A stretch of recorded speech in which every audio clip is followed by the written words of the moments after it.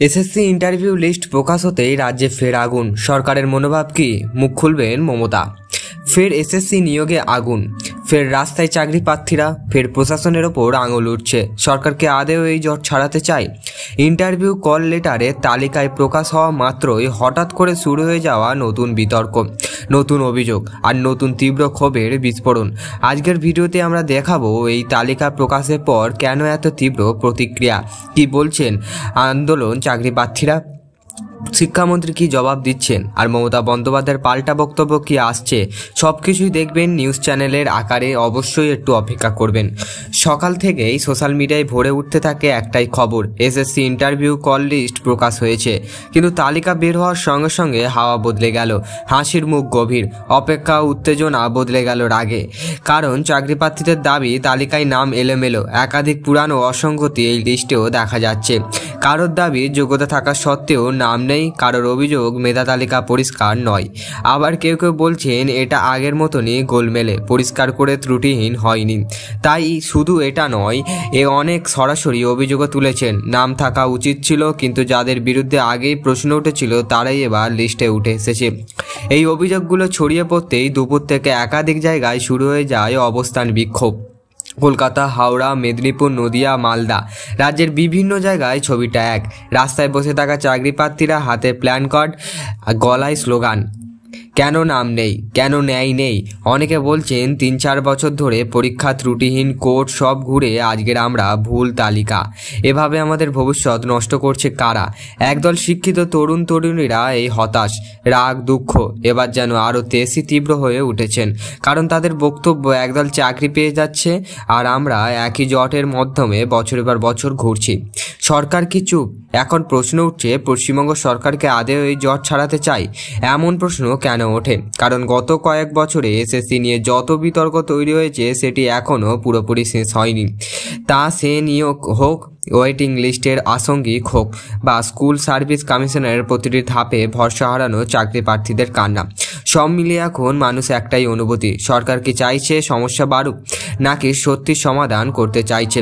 রাজনীতি মহলে খুব স্বাভাবিকভাবেই প্রশ্ন জড়ালো হচ্ছে, এই লিস্ট প্রকাশের আগেই কি পর্যাপ্ত যাচাই বাছাই হয়নি? যদি না হয়ে থাকে তাহলে এই দায় কার? শিক্ষামন্ত্রী কি বলছে? এবার আসা যাক সবথেকে গুরুত্বপূর্ণ অংশে, শিক্ষামন্ত্রীর বক্তব্য। বিভাগীয় সূত্র বলছে, মন্ত্রী প্রথম প্রতিক্রিয়া, বিষয়টি দেখা হচ্ছে, যদি কোনো অভিযোগ থাকে তা খতিয়ে দেখা হবে। কিন্তু এখানেই প্রশ্নের পাহাড়। চাকরিপ্রার্থীদের জবাব, আমরা 3 বছর ধরে শুনেছি, দেখছি, খতিয়ে দেখা হচ্ছে, কার্যকারী ব্যবস্থা নেওয়া হবে, কিন্তু ফল কোথায়? মানুষের ধৈর্য এখন শেষ সীমায়। তখন এই বাক্য বারবার শুনতে শুনতে এবার ক্ষোভ বিস্ফোরণ হওয়াই স্বাভাবিক। অনেকে আবার বলছে সরকার মানতে চাইছে না, কে সিস্টেমের ভিতরে গলদ করছে। সরকার বলছে যে এই গলদের দায়ী আমাদের নয়। কেন সরকার এরাম বলছে? মমতা বন্দ্যোপাধ্যায়ের প্রতিক্রিয়া কি আসবে এই ঘটনার পর? এখন সবাই তাকিয়ে আছে একটার দিকে, মুখ্যমন্ত্রী মমতা বন্দ্যোপাধ্যায়। কারণ গত কয়েক মাসে নিয়োগ নিয়ে সরকারকে অস্বস্তির মুখে পড়তে হয়েছে বহুবার। এবার তালিকা প্রকাশের পর নতুন বিতর্ক উঠতেই রাজনৈতিক মহলে কানাঘুষো। এবার কি মুখ খুলবে মমতা? তিনি কি ব্যক্তিগতভাবে হস্তক্ষেপ করবেন? প্রশ্ন উঠেছে, যদি এবার একই জায়গায় সমস্যা তৈরি হয়, তারপর যদি জট না কাটে, তবে কি প্রশাসন ব্যর্থ হয়েছে? মমতা বন্দ্যোপাধ্যায় কি এবার দায়িত্ব নিয়ে পরিষ্কার বার্তা দেবেন, নাকি তার প্রতিক্রিয়া আসতে আরও সময় লাগবে? এসএসসির নাম এলেই বিরোধী দলগুলো সুযোগ হাতছাড়া করে না। আজকে তারই ব্যতিক্রম হয়নি। কারোর বক্তব্য, যতক্ষণ না সরকার বদলাচ্ছে ততক্ষণ ন্যায় বিচার পাওয়া সম্ভব নয়। আবার কেউ কেউ সরাসরি অভিযোগ তুলছে, মেধা তালিকা নয়, এই তালিকার রাজনৈতিক তালিকা। এইসব মন্তব্য আরও আগুনে ঘি ঢালছে। কয়েকজন বিশ্লেষক বলছে, ইস্যুতে এত মানুষের ভবিষ্যৎ জড়িয়েছে, সেই ইস্যুতে সরকারকেও আরও স্বচ্ছ হতে হবে, নাইলে এই ক্ষোভ সামলানো কঠিন। একটা চাকরির জন্য মানুষ কতটা লড়াই করতে পারে? 5 বছর ধরে পরীক্ষার রেজাল্ট, পুনর্মূল্যায়ন, কোর্ট ক্যাম্প, সব কিছুই সামনে। এখনও যদি একই ভুল থেকে যায় তবে মানুষ মন ভেঙে যাওয়াটাই স্বাভাবিক। একজন চাকরি প্রার্থী চোখে জল সামলে বললেন, আমার বয়স 30 পার হয়ে যাচ্ছে, আজও নাম নেই তালিকায়, আমার ভুল কোথায়? আর একজন বললেন, আমরা বারবার সার্টিফিকেট দিচ্ছি, বারবার প্রমাণ দিচ্ছি, বারবার ইন্টারভিউও দিচ্ছি, তবুও কোনো উত্তর নেই। এই বেদনা সম্পূর্ণ প্রজন্মের বেদনা। এসএসসির তরফে প্রাথমিকভাবে জানানো যাচ্ছে সব অভিযোগ খতিয়ে দেখা হবে, যদি কোনো ভুল থাকে সংশোধন করাও হবে। কিন্তু এখানে চাকরি প্রার্থীদের প্রশ্ন, কতবার সংশোধন হবে, কতবার খতিয়ে দেখবে, শেষে কি হবে? অনেকেই মনে করেন এই তালিকা প্রকাশের আগে কিন্তু আরও কঠোর ত্রুটিহীন প্রয়োজন ছিল। 2026 নির্বাচনের আগে ইস্যু আবারও মাথাচাড়া দিয়ে উঠেছে। যে রাজ্যে ফুটবল, দার্জিলিং বা ইডেন ম্যাচ ছাড়াও মানুষ সবথেকে বেশি আলোচনা করে চাকরি হবে কি হবে না, এখানেই যদি সরকারি নিয়োগের ওপর এত বড় প্রশ্নচিহ্ন ওঠে তবে রাজনৈতিক প্রক্রিয়া স্বাভাবিক।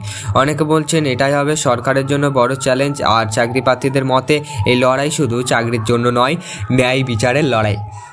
তাহলে একটা প্রশ্ন করি, এসএসসি কি এবার পরিষ্কার উত্তর দেবে? শিক্ষামন্ত্রী কি এবার শুধু দেখছি বলেই থামবেন? মমতা বন্দ্যোপাধ্যায়ের স্পষ্ট পদক্ষেপ কি আসছে? চাকরি প্রার্থীদের ভবিষ্যৎ কি অবশেষে একটা সঠিক দিশা পাবে? এইসব প্রশ্নের উত্তর হয়তো আগামী কয়েক ঘন্টার মধ্যেই পরিষ্কার হবে। কিন্তু আজকের পরিস্থিতি আজ একটা ছবি তুলে ধরেছেন। চাকরি প্রার্থীরা ক্লান্ত, তাদের ধৈর্য শেষ পথে। আর আজকের সবথেকে বড় কথা, এই জট না কাটলে আগামী দিনে সরকারকে আরও বড় চাপের মুখে পড়তে হতে পারে। যাই হোক, ভিডিওটি কেমন লাগলো বলবেন, লাইক কমেন্ট সাবস্ক্রাইব করতে ভুলবেন না। এবং তাদের জন্য ভগবানের কাছে অসংখ্য প্রার্থনা, যারা চাকরি পায়নি তাদের যেন চাকরি হয়ে যায়।